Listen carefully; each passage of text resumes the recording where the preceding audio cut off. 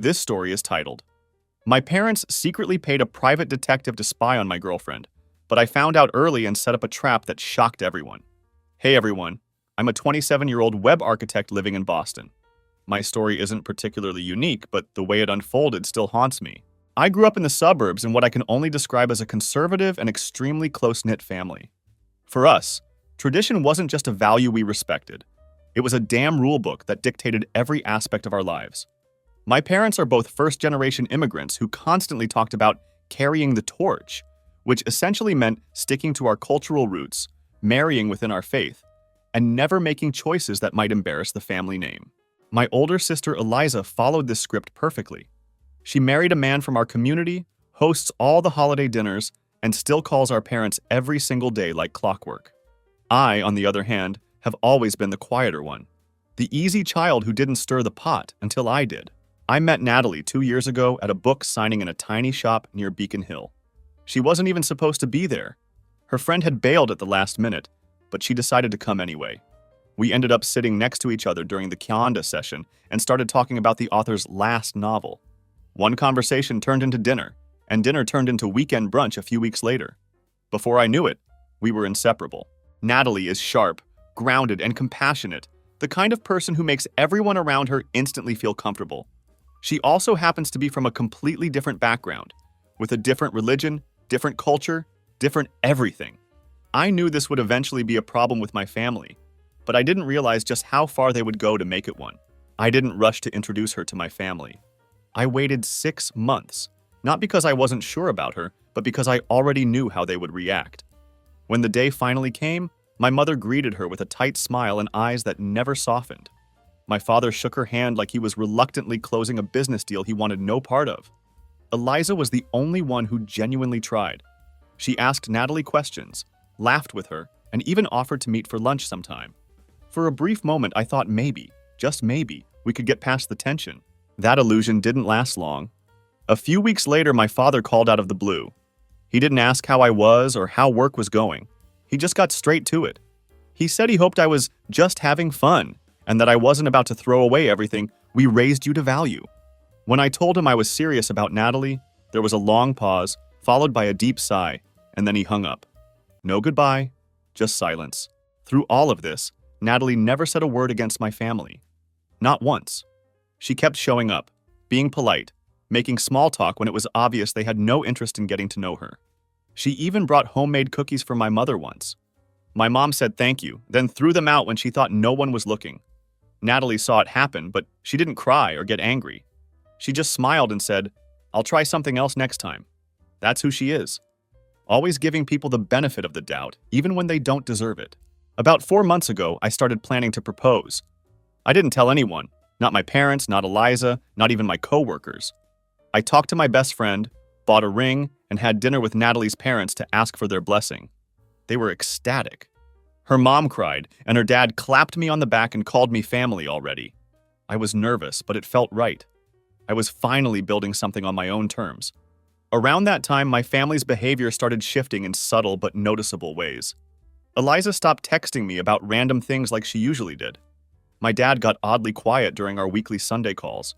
My mom started slipping in strange comments, saying things like, "You think you know someone but people hide things?" Or "Don't be blind just because you want to believe something." None of it made sense to me at first. Then came the visit that changed everything. 2 weeks before I planned to propose, I drove out to the suburbs for dinner with my family. The tension was palpable even before I walked through the door. Halfway through the meal, my father put down his fork, looked me straight in the eyes, and said they'd looked into Natalie and found concerning details. When I asked what that meant, he refused to explain, just saying I should dig deeper before it's too late. My mother stared at her plate the entire time, and Eliza wouldn't meet my eyes.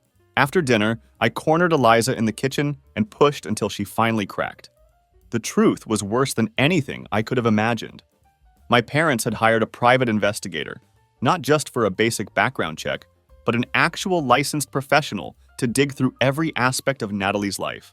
Eliza said she tried to talk them out of it, but they were convinced I was making a huge mistake. The investigator had only managed to uncover 3 things.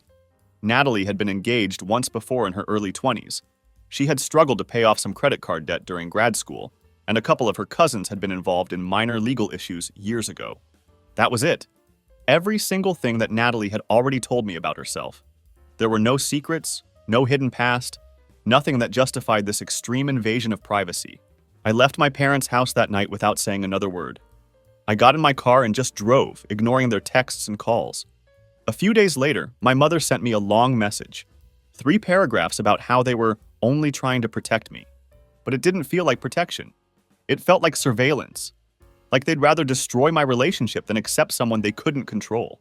When I finally told Natalie what my family had done, she sat still for a few minutes, then simply nodded. She said she wasn't shocked. She'd always felt like she was being watched around them, like every word she said was being filed away for future use against her. Then she asked if I still wanted to marry her. I didn't hesitate for a second. I proposed that night, just the 2 of us in the living room of our apartment, with the same playlist we had on our first date playing in the background. She said yes before I could even finish asking the question. I decided not to tell my family right away. Not because I was ashamed, but because I wasn't done dealing with what they had done. If they wanted to play detective, then I was going to show them what it felt like to be investigated. I wanted them to understand that trust isn't something you can destroy and then rebuild with a few half-hearted apologies. They wanted secrets? Fine, I'd give them one, just not the one they expected. 1 week after I proposed to Natalie, I sent a group message to my parents and sister. It was short and to the point. I told them Natalie and I were engaged and planning a small engagement dinner with close friends. I also made it clear we wouldn't be doing a traditional religious ceremony. I didn't ask for their approval or blessing. I simply informed them of our decision. No one replied for 6 hours, not even Eliza, who usually responds to everything within minutes. I kept checking my phone out of habit, but there was nothing. Just silence. It was like I'd dropped a bomb, and they were still figuring out how to respond. The first message came from my mother, and it was just one sentence. "This is a mistake, but it's not too late to change your mind." That was it.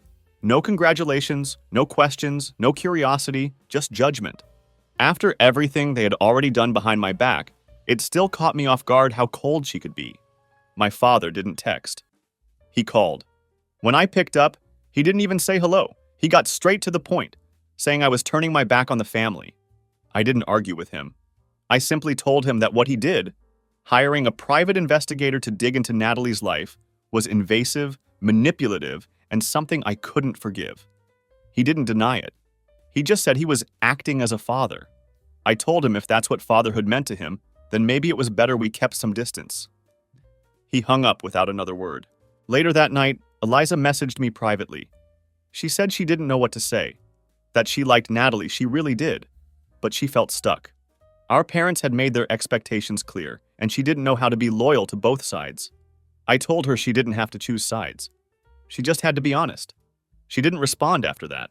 Natalie and I had already booked a small restaurant for an engagement dinner with our closest friends and her family. We were still finalizing the guest list, and I had originally left a few spots open in case something changed with my family. But after that week, I made a decision. I told Natalie I wasn't inviting them, not unless something changed drastically. She nodded and didn't ask questions. That's one thing about her. She lets people show who they are without trying to force anything. I sent another message to my family. This time, I didn't leave things open-ended. I said that until they could respect my relationship and our boundaries, I would be taking some space. I didn't want updates, opinions, or advice. I just wanted peace. About 3 days after that message, Natalie noticed someone new at her gym.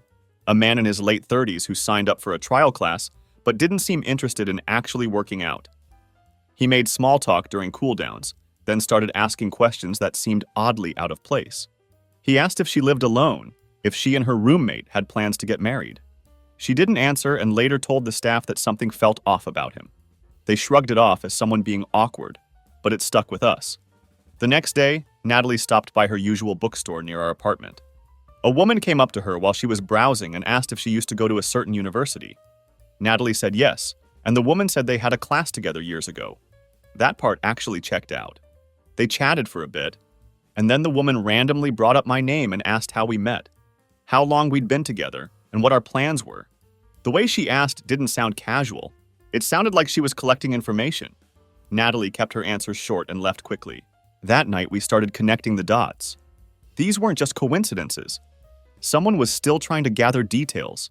Details we hadn't shared publicly, not even with most friends. It didn't feel like the original investigators' work. This was messier, more obvious. Either they had hired someone new, or someone in my family was asking friends or acquaintances to run into Natalie and poke around. I called Eliza. I didn't accuse her of anything, but I told her what had been happening. She sounded genuinely shocked and said she didn't know anything about it. I believed her, but I also told her I was done sharing anything personal unless I could trust that it would stay between us. She didn't argue, she just said okay. Even with all this happening, Natalie never once asked me to cut my family off. She didn't push me. She said she would support whatever I needed to do, even if that meant giving them another chance. But I had already made up my mind. I called my parents and left a voicemail saying they would not be invited to our wedding unless they gave a full apology, not just to me but to Natalie, and promised to stop with the spying, the manipulation, and the control. The next day, I got an email from my mother. It was long, at least 5 paragraphs, but it wasn't an apology. It was a justification. She said Natalie was hiding things. She said it was their responsibility as parents to protect their children from being misled. She even mentioned how they'd heard things from concerned community members. No names, no proof, just vague warnings and gossip disguised as concern. I replied with one sentence: "You can either be part of our future or live in the past without us." Then I blocked both of them, phone, email, everything. Because if they wanted to play games with our lives, they weren't going to do it while still having access to mine. The private investigator my parents hired worked for a mid-sized firm based just outside the city. I got the name during a phone call with my sister, a name she let slip while trying to defend them. I pretended not to notice at the time. A few days later, I started digging. If they wanted to run background checks on my fiancé, I could do the same. The firm wasn't hard to find. I called using a fake name and told the receptionist I was interested in having someone looked into before a major investment. She explained their services like it was routine background checks, social media analysis, interviews with known associates. Then she mentioned almost offhandedly that they'd recently worked on a relationship case for concerned parents. That was all I needed to hear. I reached out to a lawyer friend from college to ask what I could and couldn't legally do. He made it clear that digging into someone's past wasn't illegal, as long as you didn't use the information to harass or defame them. But if someone used personal information to threaten or manipulate another person, that was a different story. It wasn't enough to sue, but it was enough to raise eyebrows. That's when I told Natalie what I was planning next. I wasn't looking to ruin anyone. I just wanted to level the playing field. I said I wanted to run my own check, this time on my parents. She was hesitant at first, but when I explained what I was looking for, patterns, leverage, clarity, she gave me the green light. I started with public records. My father once co-owned a construction business that dissolved after a quiet settlement with a partner. There were no lawsuits, no headlines, but I found a financial agreement buried in county records that hinted at mismanagement of client funds. Nothing criminal, but it certainly didn't reflect well on someone who constantly talks about integrity and accountability. My mother's history was even more interesting. When she was in her 20s, she had a 5-year gap in contact with her own family. I found an old newspaper clipping from a wedding announcement where her name was mentioned as an estranged daughter, not in attendance. It was vague, but enough to show that her current moral high ground had some serious cracks. Then I called my cousin Victoria, who had left the family years ago after marrying someone outside our culture. We hadn't spoken in a long time, but she picked up on the first ring. I told her what happened, and she wasn't surprised. She said my parents had pulled the same thing with her, calls to her in-laws, sudden surprise visits, even questioning the legitimacy of her husband's job. Eventually, she blocked them and never looked back. That's when it all made sense. This wasn't about Natalie at all. It wasn't about religion or tradition or values. It was about control. My parents had always been able to push people around with guilt and silence. The moment someone resisted, they panicked. Natalie didn't beg for acceptance. She stayed firm, and that made them furious. One evening, Natalie handed me a letter she had written. It wasn't long, just 2 pages. She wrote about what family meant to her. She wrote about respect, about how she wouldn't tolerate being treated like a threat. It wasn't angry, but it wasn't soft either. It was clear and direct. She asked me to deliver it.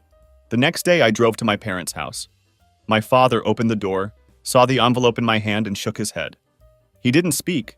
He just stepped back and closed the door. I left the letter on the doorstep and walked away. A week went by with no reply to Natalie's letter. Then Eliza called. She said our parents were disgusted by the letter, that they thought it was a power move, that Natalie was manipulating me. I didn't say much, I just listened. When she finished, I told her I hoped she saw the difference between speaking honestly and playing games. She didn't answer. 3 days later, Natalie and I went to the courthouse.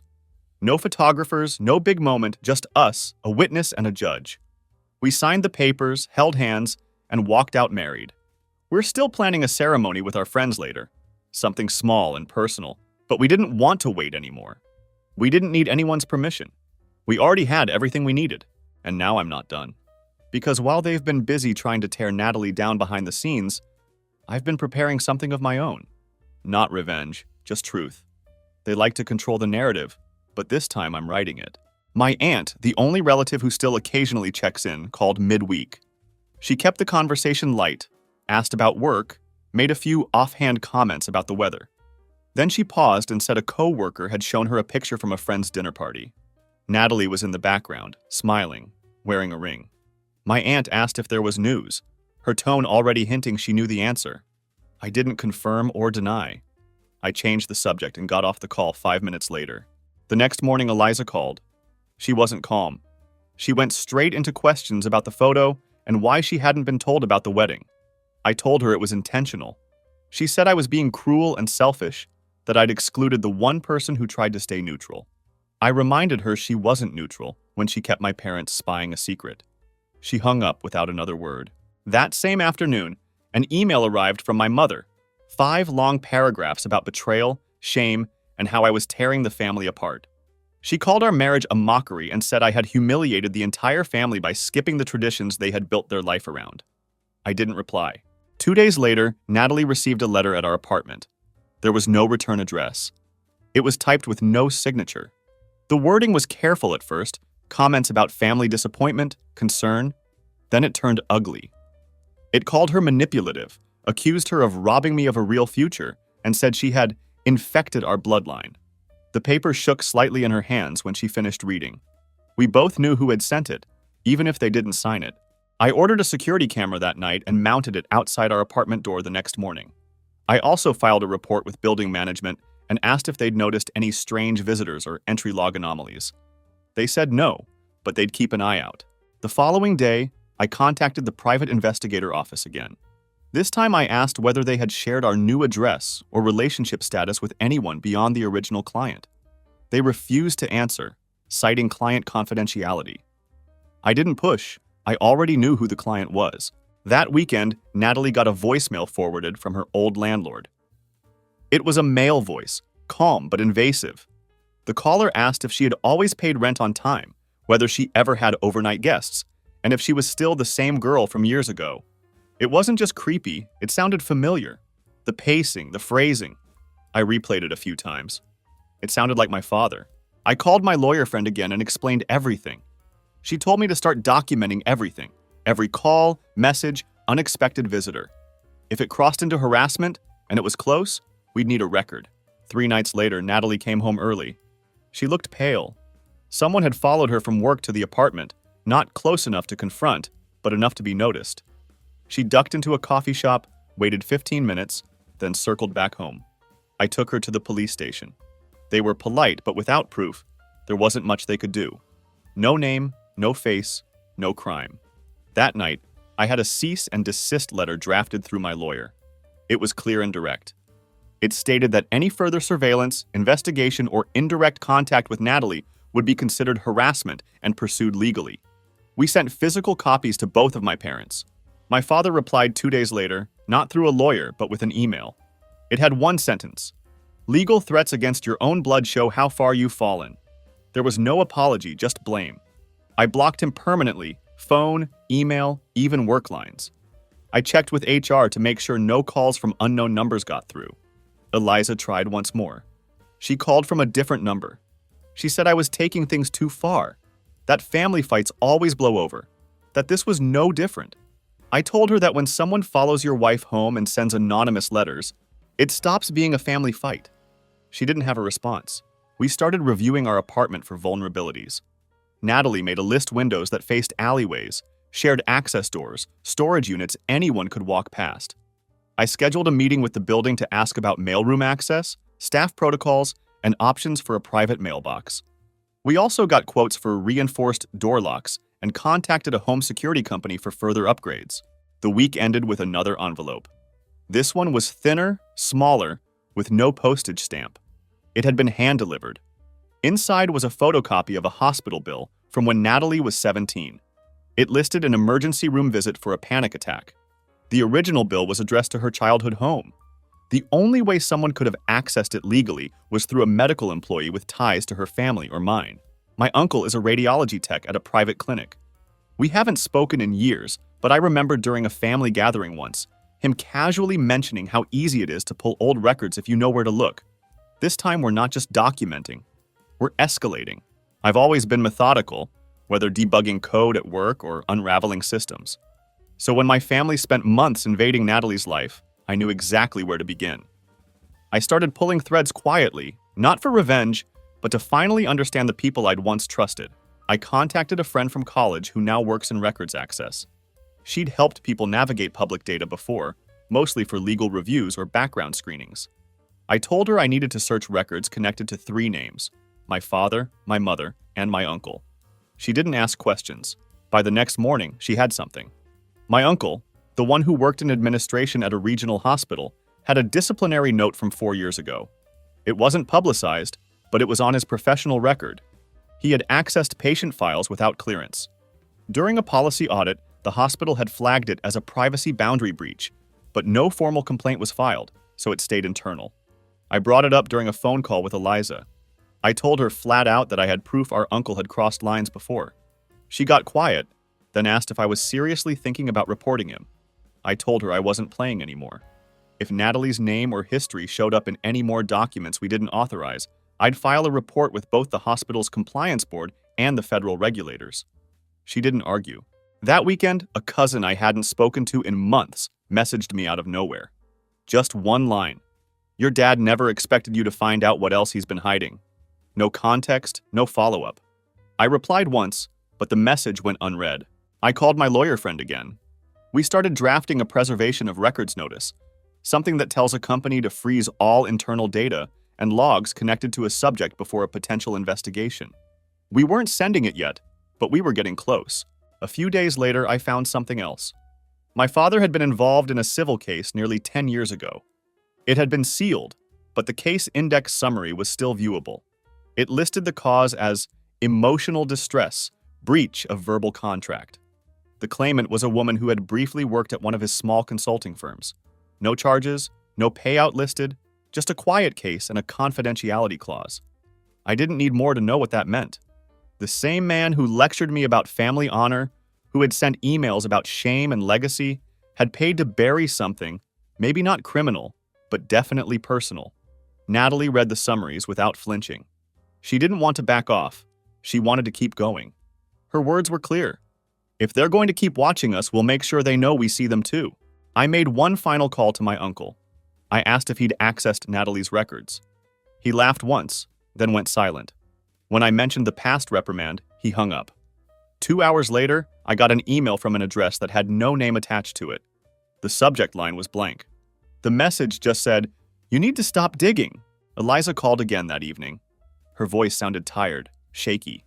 She said she couldn't carry the guilt anymore, and that watching our parents spiral had finally made her realize just how far they'd gone. Then slowly, she told me everything. My parents had threatened to cut her out of their will if she didn't keep tabs on us. They'd asked her to visit our apartment under the excuse of checking in, then asked her to look through our mail, listen for details, even ask indirect questions to Natalie during casual coffee dates. She said she was done. I told her she could prove it, if she was serious. If she really meant it, she needed to send them an email, clear and firm, that she would not be part of their obsession anymore. 30 minutes later, she forwarded me the message she sent them. It was short, just 4 lines. She told them she wouldn't be their eyes or ears, that she wanted no part in what they were doing. Their reply came within the hour. You've made your choice. The shift was immediate. For the next few days, there were no strange messages, no packages, no suspicious faces around the building. Even the building staff said no one had tried to enter under our name. But it didn't feel over. A friend of mine who works in tech security reached out, unrelated to all this. During our chat, he mentioned off the record that someone had recently inquired about hiring a private security consultant for personal surveillance. He didn't say the name, but the context, the location, the phrasing, it was obvious who the client was. My father wasn't backing down. He was just changing tactics. And this time, whatever was coming, it wasn't going to be subtle. The camera we installed outside our apartment finally picked up something unusual. Around 2 a.m., a man in a hoodie stood just outside our door for 5 minutes. He didn't knock, didn't move much, just stood there, head tilted slightly like he was listening.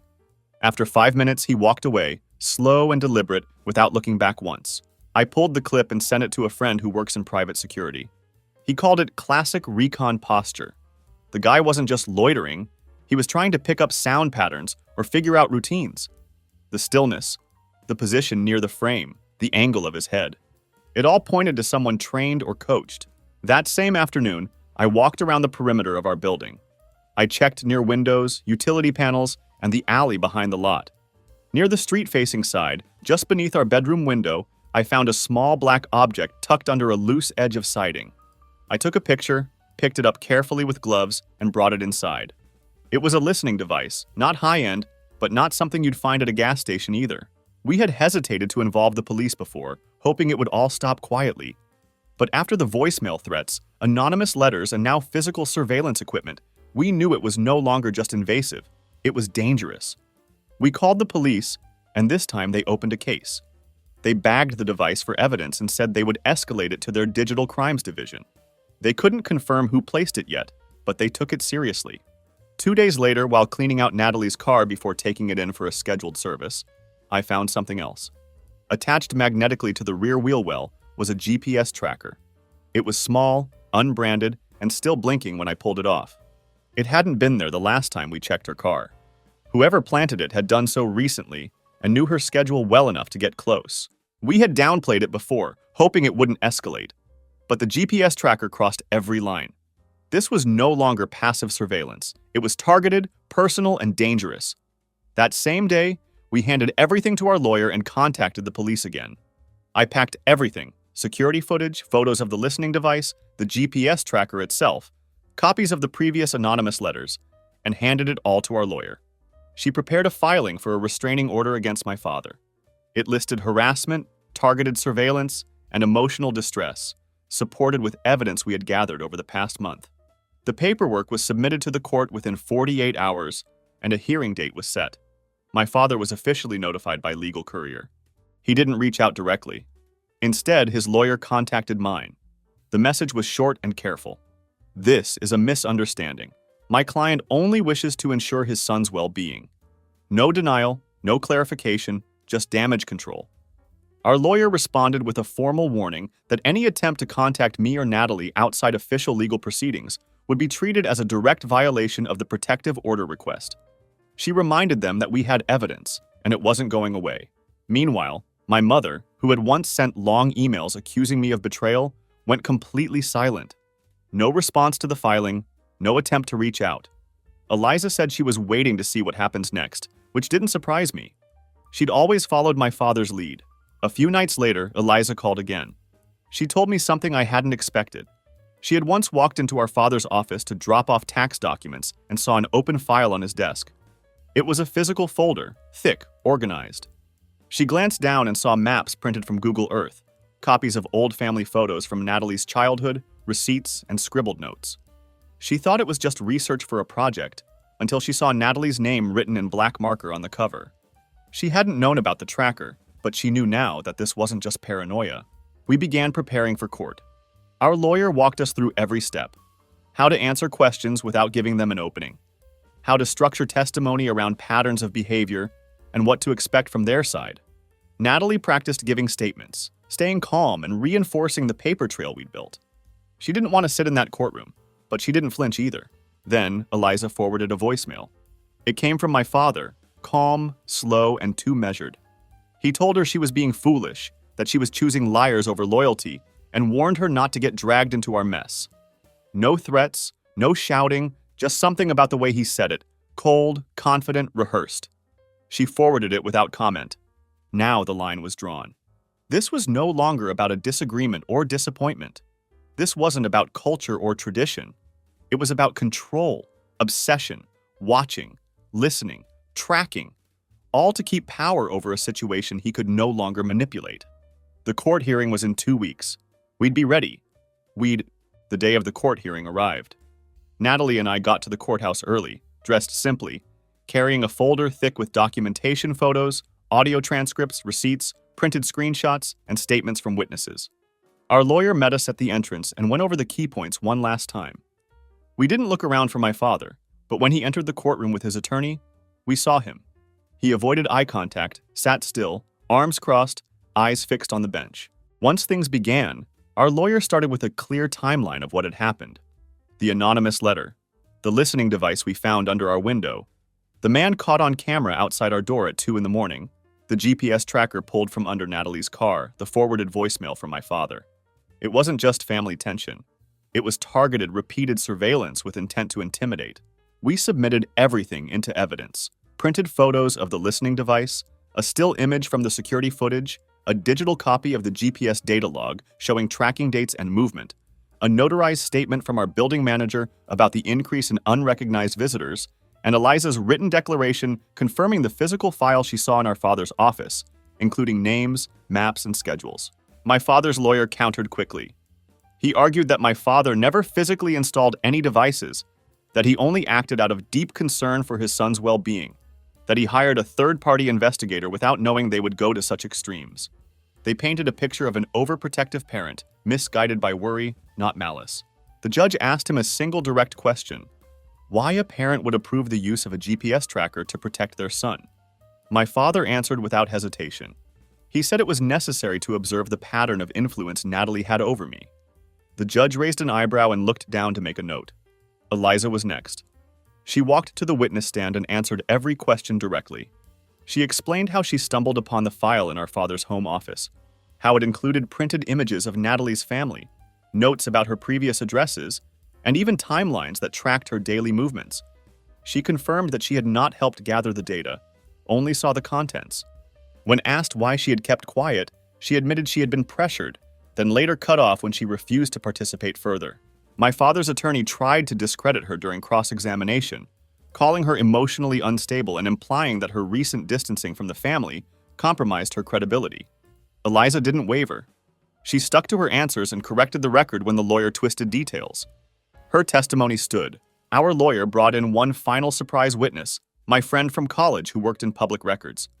She testified about the disciplinary report linked to my uncle at the hospital, the one where he accessed files without patient authorization. When she explained the policy violation and the internal memo she had viewed, my father visibly shifted in his seat. His hands twitched slightly, then clenched in his lap. Midway through a heated exchange between both legal teams, the judge interrupted. He made it clear that one more verified incident, one more piece of unsolicited surveillance or contact, and this wouldn't remain a civil issue. He said criminal charges were well within reach based on current evidence. Then came the ruling. The court granted us a 1-year restraining order against my father. No contact, no physical proximity, no third-party communication. Any violation would go straight to enforcement. My mother never showed up. Not even a message. Not a glance through the courtroom door. Eliza later confirmed she had stayed home and hadn't commented on the hearing at all. Not before, not after. Outside the building, as everyone was gathering documents and clearing out, my father walked past us. He didn't raise his voice. He didn't make a scene. He leaned in slightly as he passed and said, "You're no son of mine." Then he kept walking, his lawyer close behind him. Natalie stood next to me, silent for a few seconds, then exhaled and said, "I feel like a weight's been lifted." We didn't go home after that. We went straight to the leasing office of our new apartment. The move had been planned quietly over the past 2 weeks. We picked a building in another part of the city, with stricter security, closed parking, and private mail handling. We gave no forwarding address, told our old building not to forward anything to anyone, even family. 2 days later, we packed the last few boxes. No neighbors asked questions. No one came knocking. We kept the blinds drawn and the security camera active until the final minute.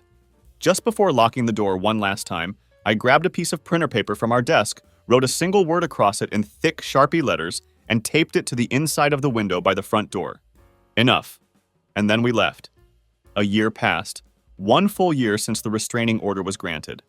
No contact, no sightings, no anonymous notes. The silence had stretched so long that it started to feel normal. Then, a notice arrived in the mail from the court. The order was set to expire in 30 days. We had to decide, renew it or let it end. Natalie and I sat down that night and talked it through. We went over everything since the day we moved. Nothing had happened. No cameras found, no strange cars parked outside, no weird packages or messages slipped under doors. The old apartment manager had confirmed no one had returned looking for us. The new address had stayed private. It had been quiet. 3 days later, the leasing office from our previous building called. A letter had been dropped off at the front desk. No postage, no return address. The receptionist opened it to check for a name and recognized ours. She scanned the first page and emailed it to us, asking if we wanted them to destroy it or forward it. The image came through a few minutes later. Handwritten, just a single paragraph. No apology, no ownership, only a statement. You've punished us enough. It is time to return to the family. Signed only by my mother. No mention of my father. No acknowledgement of what had happened. Just a demand disguised as a plea. Natalie looked at the screen, walked over to the printer, and ripped the paper in half as it came out. She dropped it straight into the trash. "That woman never protected me," she said. "She let him come after us and watched it happen."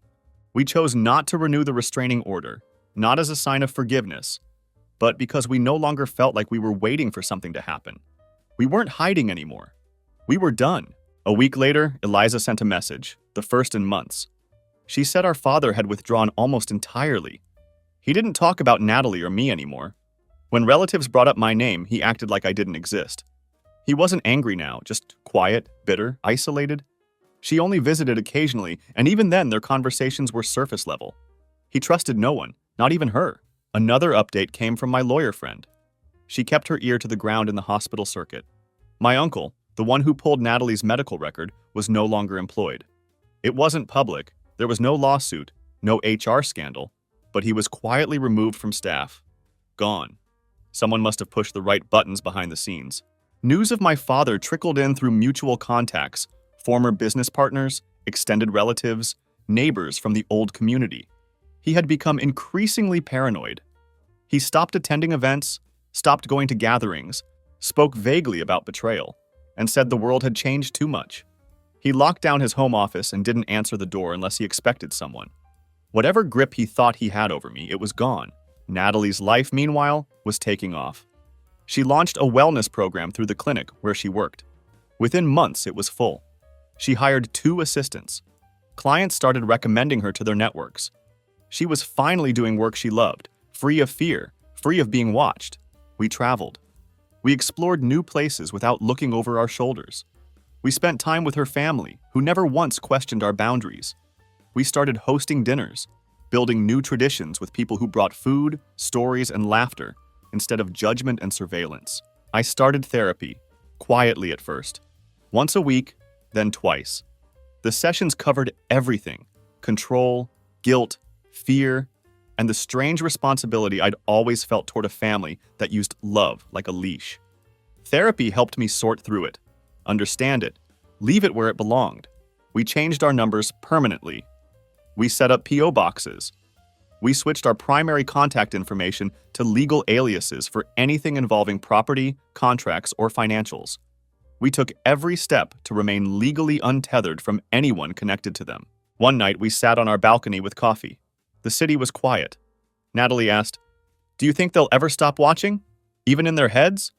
I told her I hope they do, but we already stopped caring. The next morning, I opened the old box we kept hidden in our closet. Inside were all the files, evidence from the court case, photos of the GPS tracker, scans of every letter and voicemail we'd saved, legal drafts and timelines. I took the entire stack outside to a metal bin, poured lighter fluid on top, and lit a match. The flames rose fast. Papers curled and blackened. The voices, threats, and shadows we carried with us turned to ash in under 15 minutes.